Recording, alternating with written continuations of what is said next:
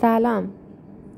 خب یه غذایی که با کمترین امکانات بیشترین بازده رو داره، تقریبا مثل فرمولای پای ریاضی میمونه. یه غذای اقتصادی، خوشمزه و بدون دردسر.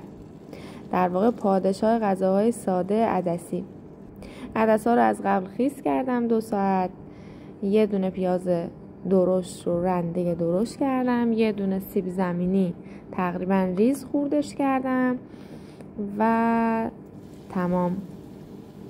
پیاز رو با ادویه ها تفت میدم، نمک، فلفل، زردچوبه، یه کمی پودر لیمو عمانی، یه کمی که سیب زمینی هام تغییر رنگ دادن، یه کوچولو بهش هویج اضافه کردم. من خیلی خوشم میاد، که هم خوش رنگش میکنه و هم بافت خوبی به غذا میده.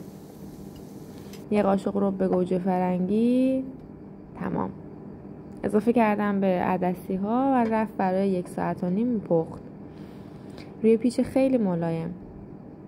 نمکم آخر غذا و 1 کوچولو آب لیمو و روغن زیتون. امیدوارم که خوشتون بیاد و درست کنید.